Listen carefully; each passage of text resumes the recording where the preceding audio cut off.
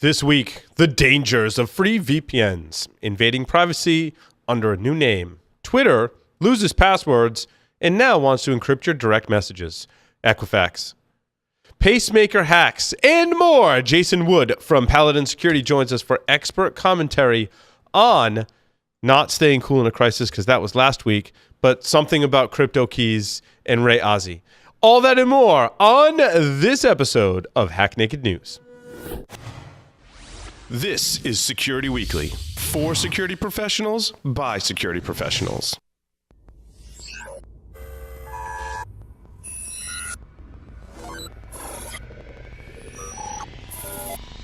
Broadcasting live from G-Unit Studios in Rhode Island, it's the show that brings you the security news each week. And despite popular belief, we do wear pants. It's Hack Naked News.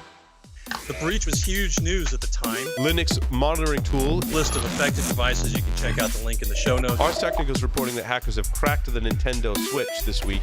Tracking people's locations and stuff like that. Figuring out where the military bases are by the United States of America. It's kind of interesting.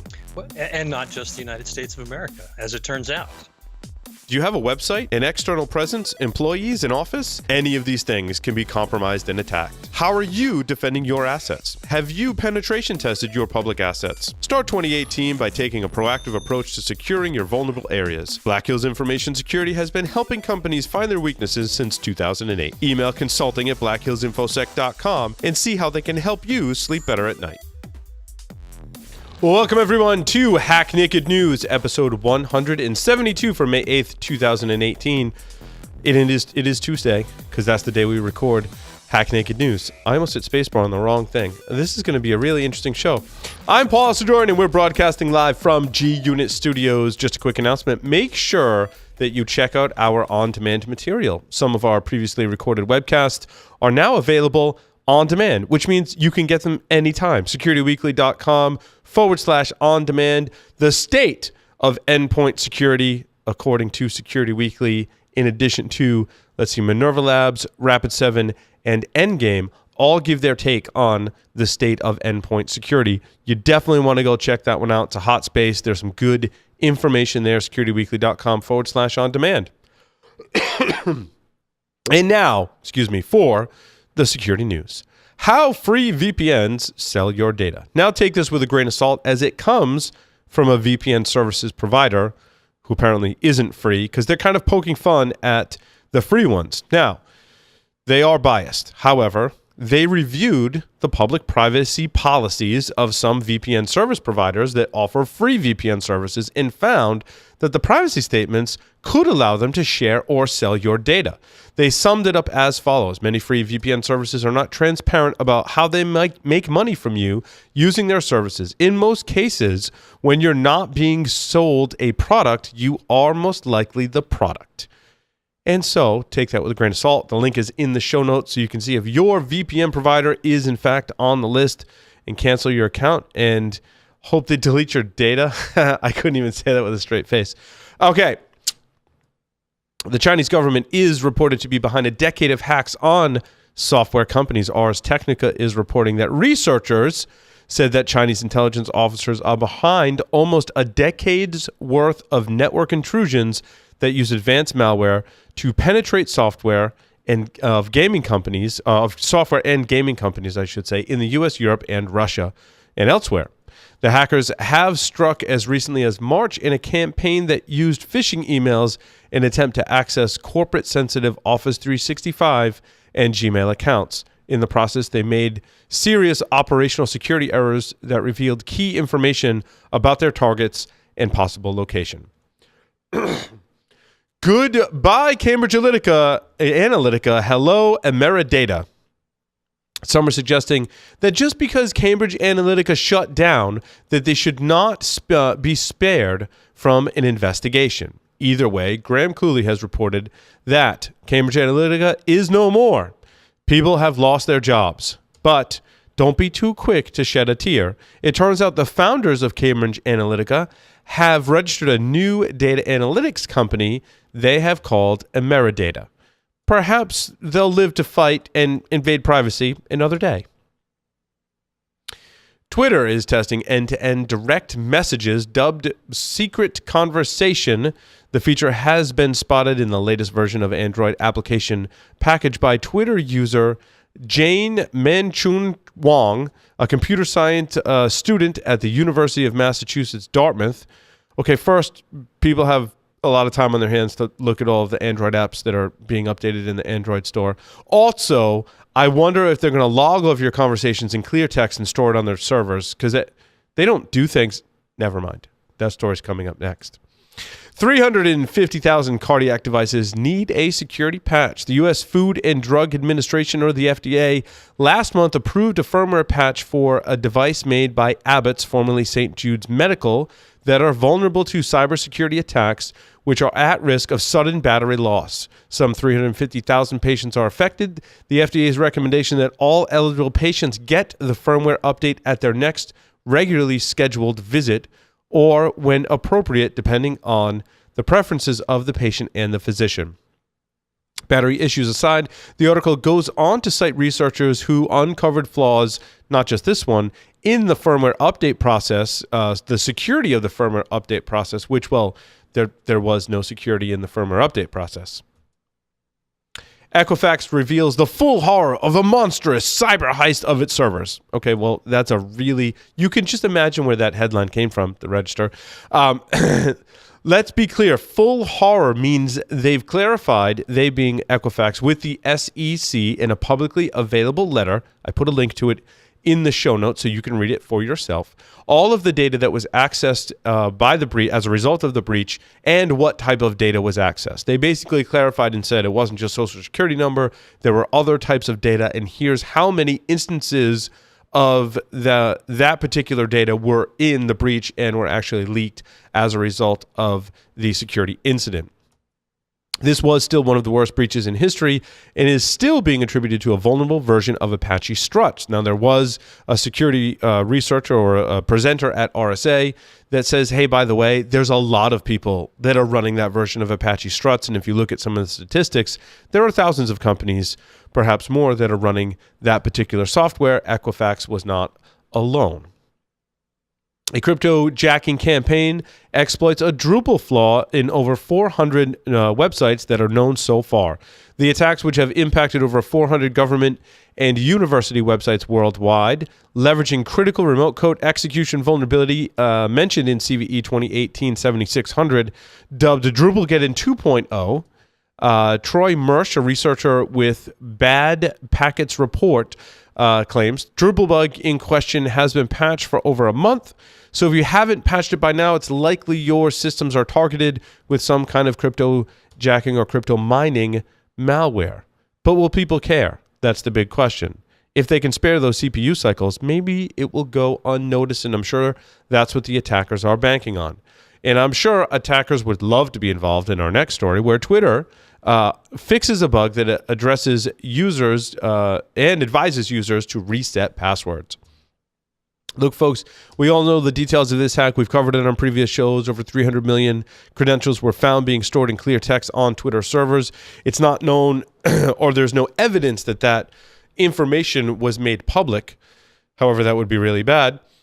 The thing is, you should use two-factor authentication. And I realize this might be common sense to many of you listening. And I also realize that some people struggle with single-factor authentication, some of our friends and family members. But for the accounts that you care about, please use two-factor authentication. Even SMS is better than nothing. With that, we'll take a short break. Come back with Jason Wood from Paladin Security. Stay tuned. IT Pro TV, binge-worthy learning for IT teams. Why is it binge-worthy? It's learning presented in an engaging and entertaining talk show format that beats voice-over PowerPoint snooze fests. Watch over 3,300 hours of content in their on-demand library on your desktop, on the go, or in the comfort of your own living room. IT Pro TV is IT training you and your team actually want to watch, which means a better return on your learning investment. Get started with IT Pro TV for teams by visiting itpro.tv/Security Weekly and start a 7-day free trial and get 30% off standard or premium IT Pro TV memberships using the code SECWeekly30. Today's determined attackers easily bypass even the most advanced network defenses. Trying to ramp up staff to detect their backdoors can cost thousands of dollars and take months, even years. With Active Countermeasures AI Hunter, we enable junior analysts to detect even the most advanced backdoors in a matter of hours. Sign up for a demo and purchase our product today by visiting activecountermeasures.com/HNN. Active Countermeasures. Make every analyst a hunter. Welcome back, everyone, to Hack Naked News. Please visit our fine friends at itpro.tv/Security Weekly.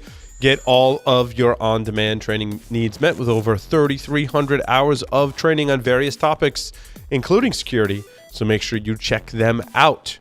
Now, I would like you to check out, well, not like that, but I welcome Mr. Jason Wood onto the program today to talk about basically backdooring crypto. What's going on, Jason? Yeah. Hey, so yeah, we're back to the next, the latest round of activity in what's been dubbed the crypto wars, right, between law enforcement and technology vendors. And yesterday, basically, Bruce Schneier posted this blog post that I thought I'd highlight here because I think it's good for us to stay informed of what's going on and some of the different ideas that are being tossed around and people's response to it. So yesterday, Bruce Schneier responded to a proposal that was put forth by Ray Ozzie, who was previously Microsoft CTO, on how governments could unlock encrypted mobile devices when presented with a valid search warrant. And as you can imagine, law enforcement was pretty thrilled to have somebody like Ray Ozzie, who's a well-known technologist, to stand up some kind of idea on how they can get access to all these mobile devices. Schneier didn't really mince words, though, in response to Ozzie's idea and called it barely a proposal and essentially the same key escrow scheme we've been hearing about for decades. So that was pretty blunt. And so I wanted to spend some time, I did some research on this to see just what is this proposal and so I could kind of explain it here and so for my own understanding as well. Ozzie came up with this idea. I was stuck on this Ray Ozzie thing because I knew him for something other than Microsoft. He was best known for his role in creating IBM Lotus Notes. Lotus Notes. Yeah, Lotus Notes. I'm like, that's why because I was a Lotus Notes developer like way back in the day. Anyway, sorry. Continue. Now that I had to get past that. Sorry. Carry on. Alrighty. So yeah, Ozzie of Lotus Notes fame came up with this idea of, hey, let's put a processor dedicated to device encryption and key management on each device, specially set aside. This is all it does. And when the device is built by the vendor, essentially every device gets a unique public key and private key assigned to it. The public key goes on to the chip, and the private key is stored by the manufacturer of the device. So the public key is then used to encrypt all of the data on the device. And then if something were to happen and law enforcement needed access to it, they would make a request to the vendor, who would then go to their highly secure database, or HSM, that they have stored in a highly secure vault inside a highly secured building by highly trusted employees. And I'm just kind of quoting from the Wired article, actually, that was related to this. I mean, it's like a lack of understanding of the English language, never mind crypto, right? Yeah. The whole point of a private key. This HSM and a vault and the whole, I'm having flashbacks to the whole point of a private key is that it's private, which means only you are supposed to have access to it. The whole point of a secret is that no one else is supposed to know what it is. Anyway, sorry. Yep. I digress. And, it's the vendor's key, I guess it is, and they have a key for every device. So imagine this HSM filled with millions of private keys to get access to all of these devices. The way the mechanism of if, let's say, law enforcement had a device that they wanted, or a mobile phone that they wanted to decrypt, the way this works is basically they have to have physical access to the device, according to Ozzie's proposal. They get into a special unlock screen that is built into the operating system of every mobile device. That pops up a QR code. They take a picture of it, they send it to the vendor along with the search warrant, and then our highly trusted employees go into the highly secured building and the highly secured vault, use their master key here, or get the master key out of it to come back with a special PIN that they then send to law enforcement. They can decrypt the device, and away they go. So that's the proposal. One of the differences here, obviously, is now we're going to do key escrow with the manufacturer or the vendor, not the government. Because manufacturers or vendors never have security incidents. They never do. And Ozzy, was highlighting the idea that they have, I think, the protections of this key would be subject to the same, and I quote from the Wired article that you'll find in Schneier's blog post, maniacal care that the vendors use to protect their keys to sign applications and the operating system. So as you point out, vendors never have a security problem, do they? It's not quite going to work that well. Schneier's response is that no, the vendors are not going to be able to adequately prevent or protect these databases of keys. He also points out that the processor doesn't exist, which maybe that one would be the easiest problem to solve, is creating some kind of processor. And that none of the policy issues around this key management and key escrow, certainly at large scale, are being addressed. We've just essentially just moved it and said instead of the government holding it, we'll let Apple and Google and Huawei or whoever else out there. But the thing is, how do you rekey it? That's the other issue with this proposal. I forgot to mention that. Once it gets unlocked, the device becomes unusable. It's a one-way street, in theory. But it's not like you're going to get surreptitious access to this device and it continues to be used. Once it's used, the device you can get the data off it, but it's no longer usable. I gotcha. So, idea here, I guess, and I think what Ozzy is aiming at here is the idea that this can't be used for ongoing surveillance. This mechanism renders the device useless instead of becoming some kind of secret way of eavesdropping on people over time. I highly recommend everybody go read Schneier's blog post, the Wired article, go back, check out Ozzy's proposal, things like that, because I think this is something that we need to be, aware of and fairly educated on what's occurring, right? So we know we can make our own decisions on what's the risks are here and what we're willing to accept. I get the idea that law enforcement wants to have the ability to decrypt phones.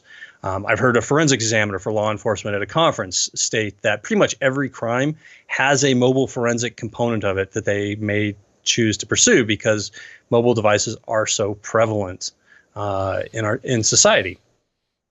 At the same time, and Paul, I'm sure you can attest to this as well, key management is a pain in the butt on a small scale, much less millions of devices.